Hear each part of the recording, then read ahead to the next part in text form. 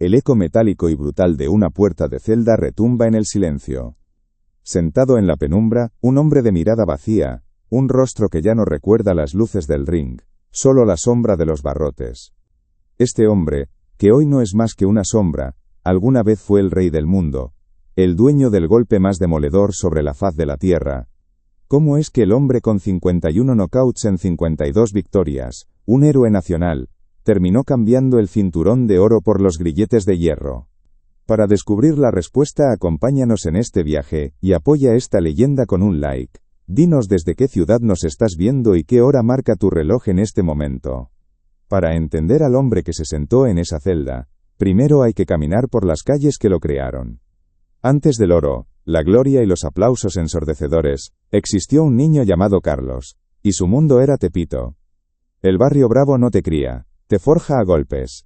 Cada esquina era un recordatorio de la escasez, cada estómago vacío un maestro de la supervivencia. El aire olía a cemento, a sudor y a una pobreza tan profunda que se pegaba a la piel. Allí, la inocencia era un lujo que nadie podía permitirse.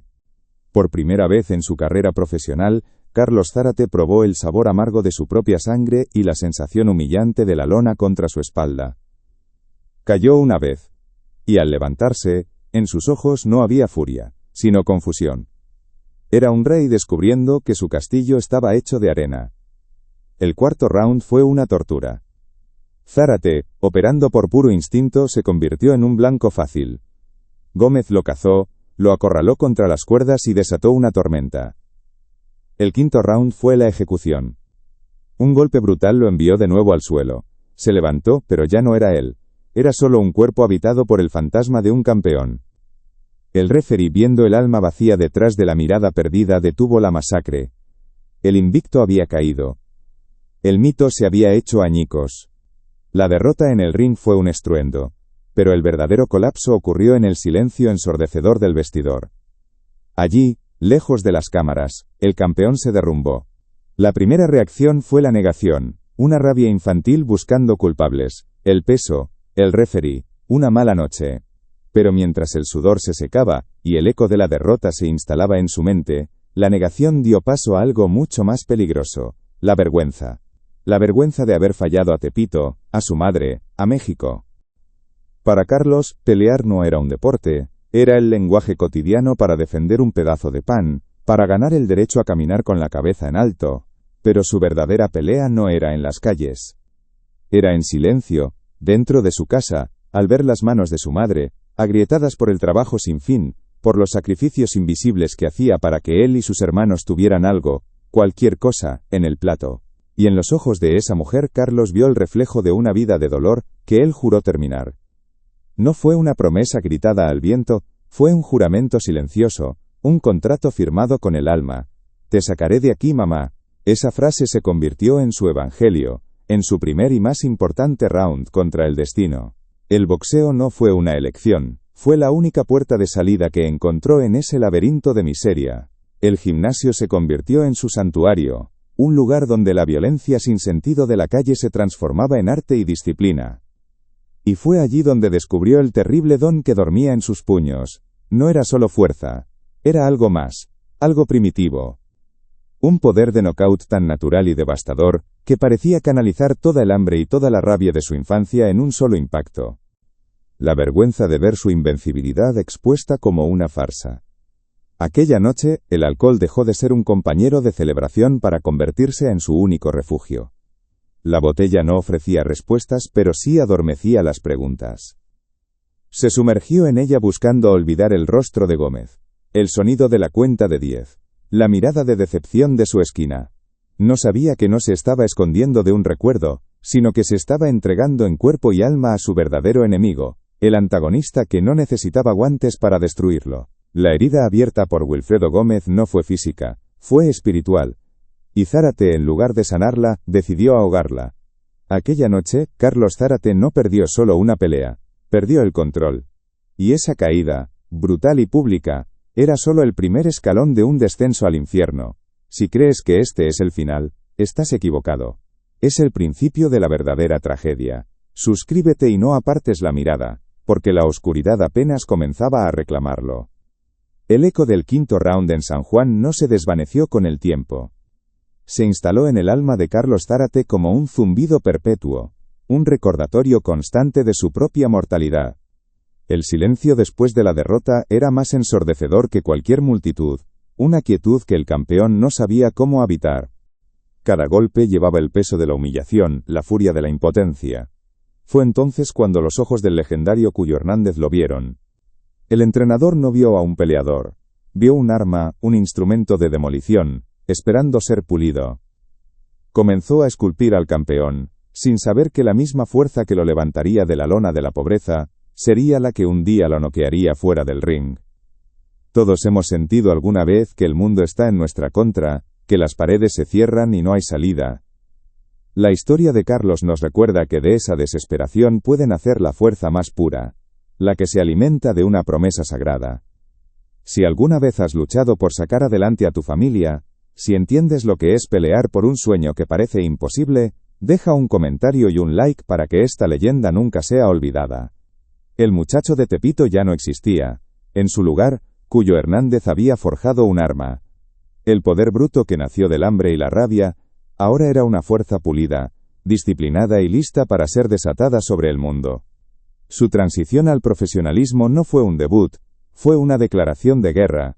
El ritual era siempre el mismo, una liturgia de violencia metódica. La lona de Puerto Rico no solo había recibido el peso de su cuerpo, sino también el de su espíritu invencible. Y en el vacío que dejó la gloria, un nuevo compañero encontró su lugar, la botella. Ya no era el premio de una victoria, sino el anestésico para una herida que no cerraba. El retiro llegó, no como una decisión meditada, sino como una rendición silenciosa. Colgó los guantes, pero no pudo colgar los fantasmas.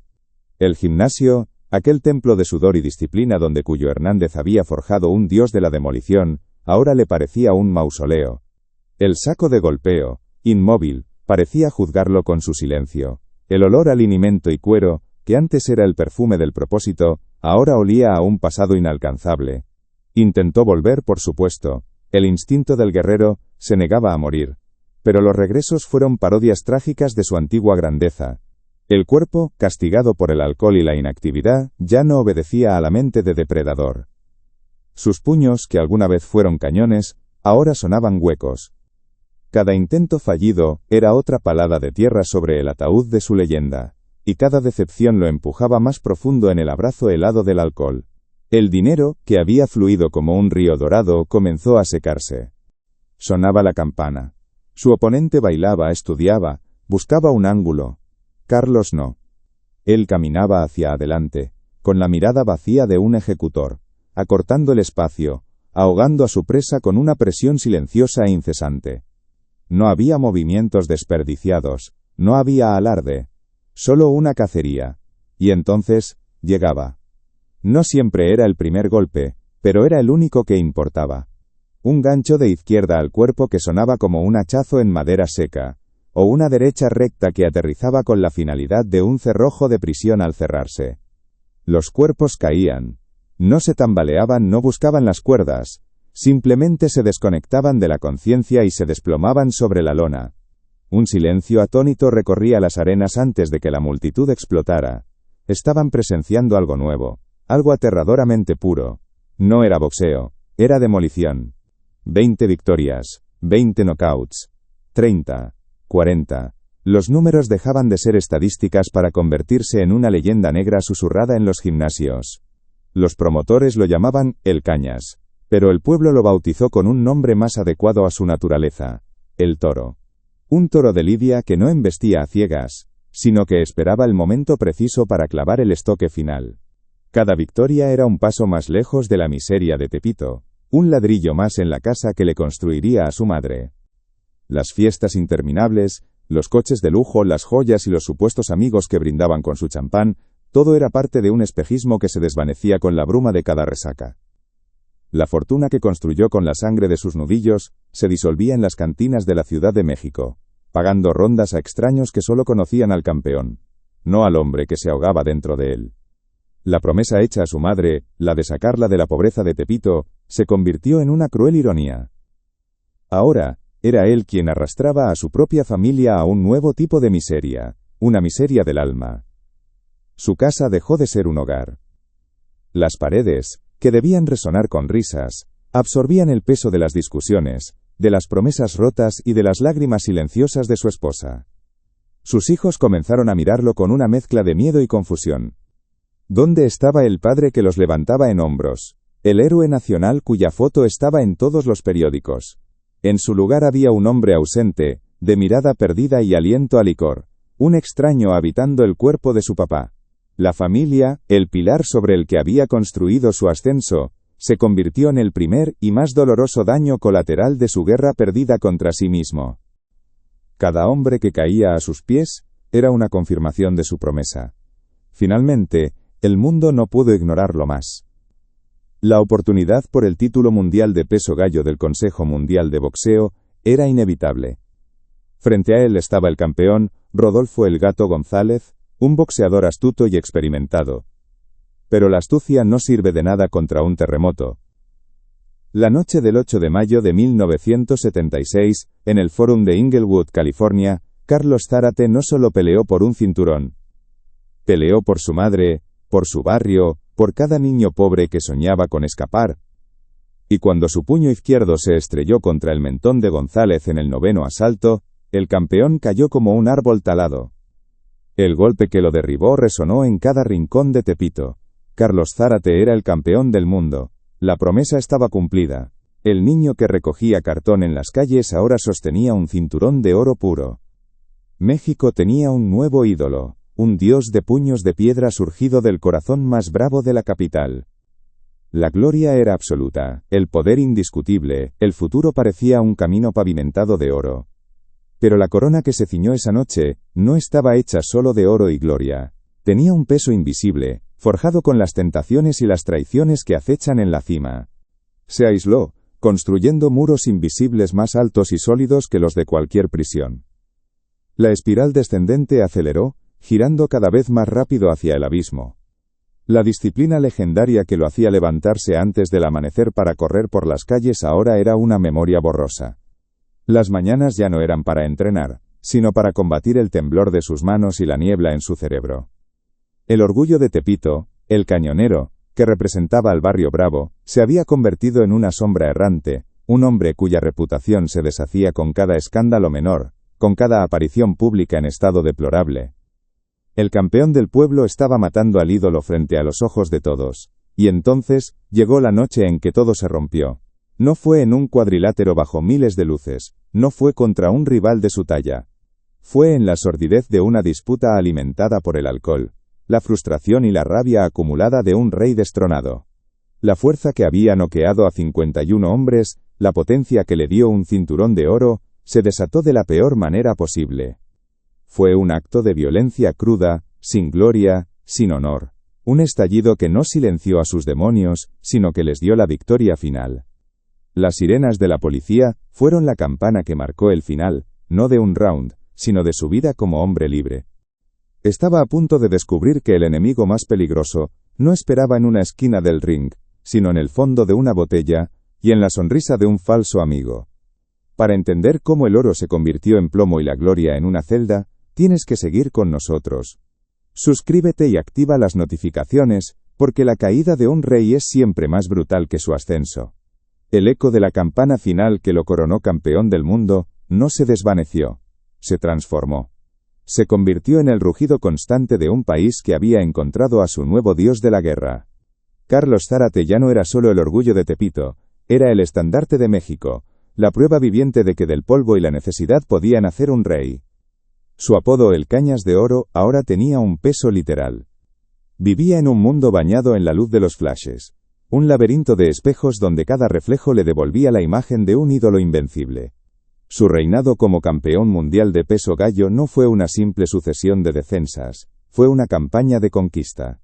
Cada rival que subía al ring no lo hacía para disputar un título, sino para ofrecer un sacrificio en el altar de su poder. Las esposas frías en sus muñecas se sintieron más pesadas que cualquier cinturón de campeonato. El hombre que había sido el rey del mundo, el ídolo de un país entero, fue reducido a un titular de nota roja, un agresor vulgar. La puerta de la celda que se cerró detrás de él no solo lo encerró físicamente, Selló el capítulo más oscuro de su existencia, confirmando que su verdadero oponente nunca había estado del otro lado del ring. Cuando un héroe que lo dio todo se pierde a sí mismo, ¿quién tiene la culpa? ¿El hombre? ¿O los demonios que la propia gloria desató? Si sientes el peso de esta caída, deja un like como una señal de respeto por la batalla que se libra lejos de las luces, en la oscuridad del alma. El rugido de la multitud había sido reemplazado por el eco metálico de una puerta de acero. El olor a linimento y sudor, sustituido por el hedor frío de la desesperanza. En la soledad de su celda Carlos Zárate ya no era el toro, el noqueador de Tepito, el rey del mundo. Era simplemente un hombre, despojado de sus títulos, de su fortuna y de su orgullo, enfrentándose al único oponente que jamás había podido descifrar. El reflejo que le devolvía un trozo de metal pulido en la pared. Zárate se movía con la certeza de un monarca absoluto. Su seriedad en el cuadrilátero se había vuelto legendaria, una máscara de piedra que ocultaba al depredador que esperaba el momento exacto para desatar el castigo. El mundo del boxeo no hablaba de si Zárate ganaría, sino en qué round caería su oponente. Era una fuerza de la naturaleza, un evento inevitable. Y entonces llegó el momento que paralizó a una nación. La pelea que trascendió el deporte para convertirse en un asunto de honor familiar, de orgullo de barrio, de identidad nacional. La batalla de Zeta, frente a él, Alfonso Zamora, el otro campeón invicto, el otro noqueador implacable de la Ciudad de México. Dos trenes en la misma vía, destinados a una colisión que haría temblar la tierra. México se partió en dos. No era una pelea, era una guerra civil pugilística.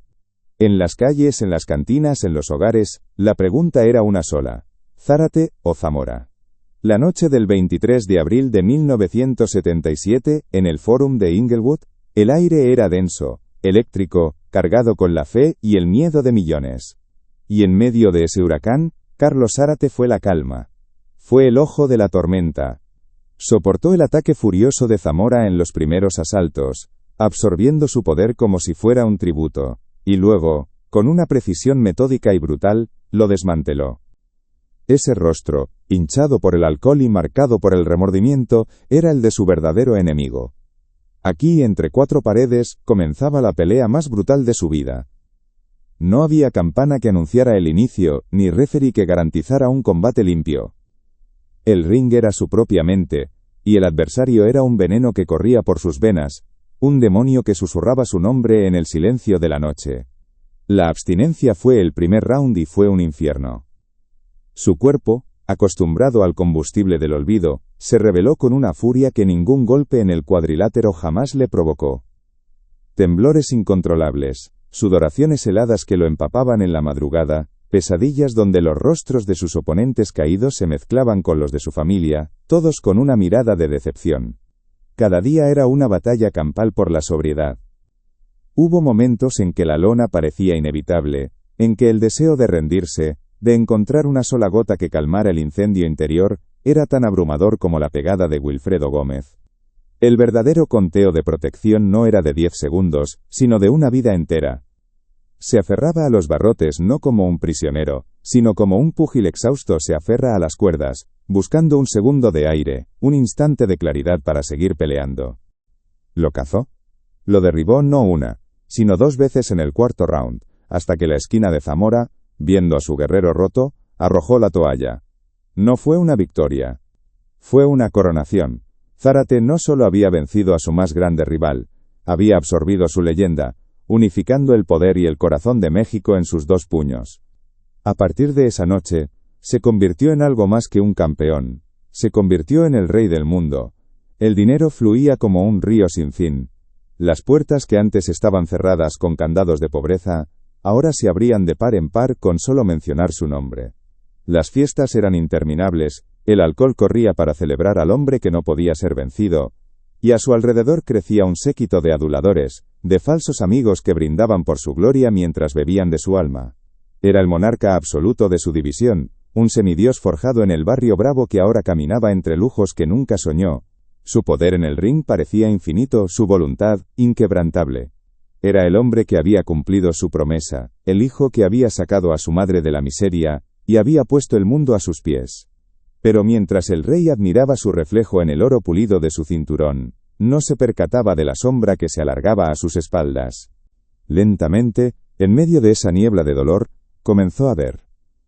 Vio al niño que le hizo una promesa a su madre, y lloró por haberlo traicionado. Vio al campeón que hizo vibrar a un país entero, y sintió la vergüenza de haber manchado su propio nombre. Vio al padre y al esposo que abandonó a los suyos por falsos amigos y botellas vacías. Esa confrontación, sin guantes y sin público, fue más dolorosa que cualquier knockout. Fue una paliza al alma, un golpe bajo que lo dejó sin aliento, pero que, por primera vez en años, lo obligó a ponerse de pie por la razón correcta. Su motivación ya no era un cinturón de oro, sino la esperanza de obtener el perdón. Escribía cartas que quizás nunca serían leídas, imaginaba conversaciones que quizás nunca tendrían lugar. El gimnasio ahora era su propia voluntad, y cada día que pasaba sin beber, era una victoria silenciosa, una que nadie celebraba con aplausos, pero que pesaba más que cualquier título mundial. Estaba reconstruyendo su dignidad, ladrillo a ladrillo, en el lugar donde la había perdido por completo. La fuerza de sus puños se había transformado en la fortaleza de su espíritu. Ya no luchaba por la gloria, sino por la redención. Y en esa pelea, la más larga y solitaria de todas, Carlos Zárate estaba por fin, aprendiendo a ganar. Una sombra que no venía de un rival, sino de las mismas copas con las que celebraba. ¿Cómo podría un hombre nacido para destruir a cualquier enemigo que pudiera ver, prepararse para la batalla contra el veneno que él mismo se servía? El eco de la victoria sobre Zamora no se apagó en una noche. Se convirtió en la banda sonora de la vida de Carlos Zárate. México no solo tenía un campeón, tenía un rey, un monarca surgido del polvo de Tepito para sentarse en un trono de oro y gloria. Y como todo rey, su corte creció. Las noches se convirtieron en un carrusel interminable de brindis y aplausos. Cada copa levantada en su honor era un ladrillo más en el palacio de su invencibilidad. El dinero, que antes era una promesa susurrada a su madre, ahora fluía como un río desbordado, arrastrando consigo la humilde realidad del barrio y reemplazándola por el brillo cegador del lujo. Pero la corona proyecta una sombra. Y en esa sombra, comenzaron a crecer las malas hierbas. El verdadero enemigo de Carlos no esperaba su turno en el gimnasio, no estudiaba sus peleas en viejas cintas. Su enemigo llegó con una sonrisa, vestido de seda, y le ofreció un vaso. No era un oponente de carne y hueso, era un veneno dulce que se disfrazaba de celebración. Esta travesía desde el fondo del abismo nos obliga a preguntar, ¿qué significa realmente ser un campeón? ¿Se trata de los títulos ganados bajo las luces, o de las batallas libradas en la oscuridad del alma? Déjame saber tu opinión en los comentarios. La puerta de la celda se abrió, no con el estruendo de una victoria, sino con el chirrido cansado del metal cediendo al tiempo. El hombre que salió no era el campeón del mundo, ni el ídolo de Tepito, era simplemente Carlos. Un hombre que parpadeaba bajo un sol que había olvidado, sintiendo un aire que ya no olía a encierro y desinfectante, sino a la promesa incierta de una vida por reconstruir. Había cumplido su condena con la ley, pero la verdadera sentencia, la que se había impuesto a sí mismo, apenas comenzaba a ser conmutada. Su cuerpo, aunque marcado por los años y el castigo, se movía con una ligereza nueva. El peso que había cargado no era el de los grilletes, sino el del alcohol, la culpa y la gloria perdida. Dentro de esos muros, en la soledad más absoluta, había enfrentado al único rival que siempre lo había aterrorizado, el hombre en el espejo, y por primera vez, sin el rugido de la multitud, sin el brillo de un cinturón, había ganado. El alcohol, que al principio era el premio del guerrero tras la batalla, se fue convirtiendo lentamente en el combustible necesario para soportar el peso de la propia leyenda. Y con el veneno, llegaron las sombras. Hombres de sonrisas fáciles y promesas vacías que se pegaban a su luz como polillas a una flama, susurrándole al oído que era invencible, que merecía cada exceso, que el descanso era un derecho ganado a golpes. Eran los amigos de la victoria, los parásitos de la fama, y Zárate, el hombre desconfiado y sencillo de Tepito, no estaba preparado para distinguirlos de la lealtad verdadera.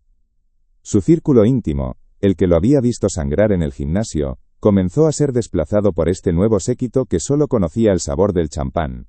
Las primeras grietas aparecieron donde nadie podía verlas, lejos de los reflectores.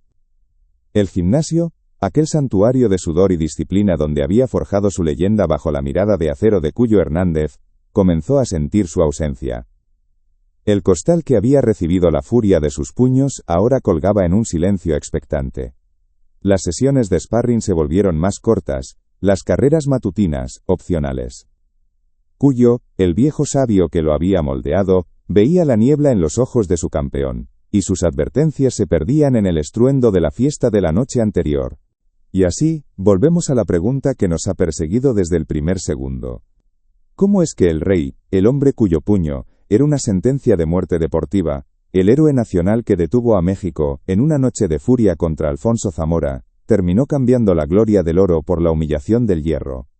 La respuesta, brutal en su simpleza, es que la celda nunca fue la verdadera prisión. Los barrotes que lo encerraron no estaban hechos de acero. Eran invisibles, forjados en el calor de la fama desmedida, enfriados en el hielo de las botellas de alcohol, y pulidos por las manos de falsos amigos que aplaudían cada uno de sus tropiezos. Carlos Zárate fue encarcelado mucho antes de cometer un crimen. Fue prisionero de un mundo para el que no estaba preparado. Un laberinto de adulación y excesos donde su única brújula, la disciplina del gimnasio, fue destrozada. Su caída no fue un solo golpe de Wilfredo Gómez, esa fue solo la grieta visible en un edificio que ya se estaba derrumbando por dentro. Su verdadera derrota fue una guerra de desgaste, librada en noches de fiesta que se robaban las mañanas de entrenamiento, en brindis que envenenaban el alma y en la soledad que sentía en medio de una multitud que gritaba su nombre, pero no conocía su corazón. La disciplina de hierro que lo había llevado a la cima se estaba oxidando, corroída por la autocomplacencia. En casa, el silencio era diferente. Era un silencio pesado, cargado de preocupación. El rostro de su madre, que antes reflejaba el orgullo más puro, ahora mostraba una tristeza que los fajos de billetes no podían borrar. La promesa de sacarla de la pobreza se había cumplido, pero en el camino, estaba perdiendo al hijo por el que ella había rezado a la Virgen de Guadalupe antes de cada pelea. El campeón del pueblo se estaba distanciando de su pueblo, encerrado en una jaula de oro donde los únicos barrotes eran las botellas vacías y las risas huecas de sus nuevos compañeros. Él, sin embargo, no lo veía. Desde la cima del mundo, la vista es engañosa. Cada defensa del título seguía terminando en un knockout. Su poder parecía intacto, una fuerza de la naturaleza que ni el alcohol ni las noches en vela podían domar. Pero era una ilusión, estaba peleando con la memoria de su fuerza, con el fantasma del guerrero que fue. Su armadura seguía brillando, pero por dentro, el metal se estaba pudriendo. La prisión física fue, en realidad, su salvación. Fue el único lugar donde el ruido se detuvo, donde las voces mentirosas se callaron, y donde, por fin, pudo escuchar el lamento de su propia alma. No fue devorado por los barrotes de la cárcel, sino por los barrotes que él mismo, sin saberlo, construyó alrededor de su espíritu. El legado de Carlos el Toro Zárate no está escrito en los libros de récords, aunque sus números sean los de una deidad del pugilismo. Su historia no es un simple cuento de gloria. Es un corrido. Una balada trágica y poderosa que se canta en los gimnasios de Tepito, que se susurra como una advertencia a los nuevos campeones que sienten el primer beso embriagador de la fama. Su legado es una dualidad eterna. Por un lado, está el guerrero implacable, el depredador silencioso de mirada seria que personificaba el orgullo del barrio bravo, el hombre que cumplió la promesa a su madre y demostró que la fuerza de un mexicano podía conquistar el mundo. El Zárate de los 46 knockouts consecutivos, el campeón unificado, el ídolo inmortal. Pero junto a él, inseparable, camina el fantasma del hombre frágil, del alma sencilla que se perdió en el resplandor de su propia corona. El hombre que nos enseñó que el poder de noquear a cualquier oponente en el ring no te da las herramientas para noquear a tus propios demonios. El rey no se daba cuenta de que la corona que tanto le pesaba no era de oro, sino de espinas que él mismo se estaba clavando. ¿Fue la soledad del trono? ¿El vértigo de tenerlo todo después de no tener nada? ¿O fue la traición de aquellos en quienes confió, que en lugar de protegerlo lo empujaron hacia el abismo? Ustedes que han visto a tantos ídolos construirse y destruirse, díganme, ¿cuál creen que fue la primera gota del veneno que comenzó a derribar al gigante? Octubre de 1978. El aire de San Juan, Puerto Rico, estaba cargado de electricidad, la promesa de una guerra entre dos titanes. Carlos Zárate, el Cañas, el hombre cuyo puño era ley, subía de categoría para desafiar a otro demonio boricua, Wilfredo Gómez. Para el mundo, era una superpelea. Para Zárate, Era la confirmación de su propia leyenda, un paso más en un camino que parecía no tener fin. Pero los dioses del boxeo son crueles, y a menudo escriben sus tragedias en los escenarios más brillantes. Aquella noche no era una coronación, era una emboscada del destino. El campeón mexicano ya no era el mismo cazador silencioso forjado en el hambre de Tepito. El fuego en sus ojos había sido reemplazado por el brillo hueco de las fiestas interminables. No lo recordamos a pesar de sus fallas. Lo recordamos precisamente por ellas. Porque en su caída y en su lucha por levantarse, se volvió más que un campeón. Se volvió humano.